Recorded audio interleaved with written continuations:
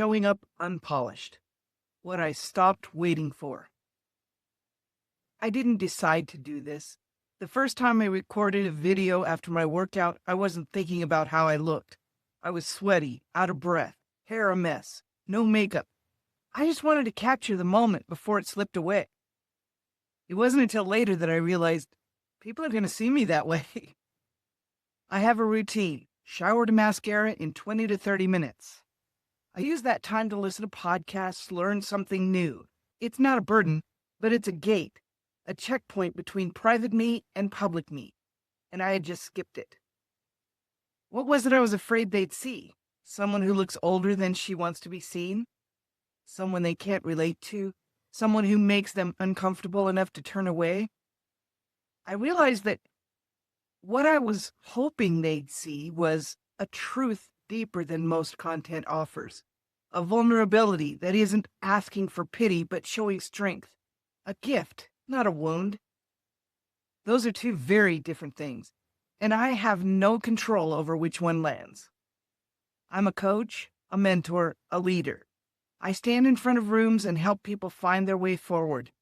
That version of me has a certain look: professional, put together, confident, not gasping for air, with mascara from yesterday smudged under my eye and hair that looks like I lost a fight with my pillow.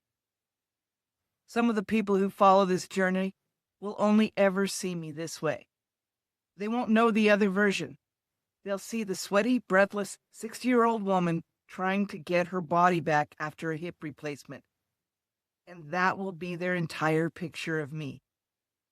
We don't talk about these things in polite company: weight, age, physical limitations, the way your body doesn't cooperate the way it used to.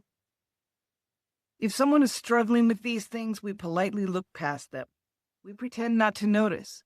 We focus on something else because acknowledging it feels rude. And there's nothing wrong with that. Politeness exists for a reason. It protects dignity. It allows people to move through the world without constantly being reminded of the things they're already painfully aware of. But this is not that. This is me pointing the spotlight directly at those things. Here's my weight. Here's my age. Here's me struggling to get up off the floor after a hip bridge exercise. Here's me belching twice in an empty gym room with the door open and hoping nobody heard it through the echo. They heard it. I'm sure of it. Nobody accentuates their weaknesses on purpose. Nobody builds a personal brand without the things they wish were different. You lead with your strengths. You polish the parts people see. You save the mess for the bathroom mirror and your closest friends.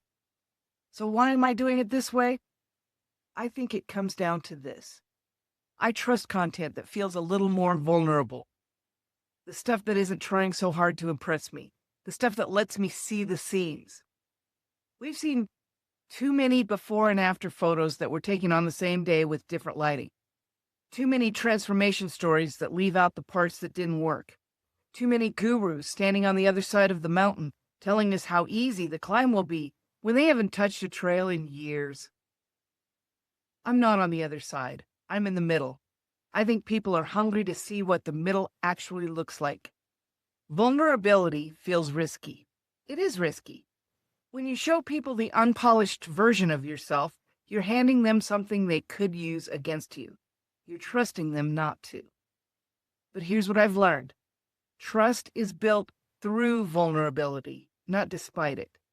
When you admit you don't have it all figured out, people lean in instead of tuning out. The polished version of me isn't a lie. She's real. She shows up in podcasts and on stages, and she knows what she's doing. But she's not the whole truth. The whole truth includes the sweat, the messy hair, the days I don't want to go to the gym and I go anyway, the moments I say things out loud to my future self in an empty fitness room because that's what it takes to not quit. You see how I just split that infinitive right there? And I didn't even apologize for it. I'm not waiting until I'm finished to show you. I'm showing you the middle. And I want you to feel okay with the way your middle looks too. You don't have to be made up to show up.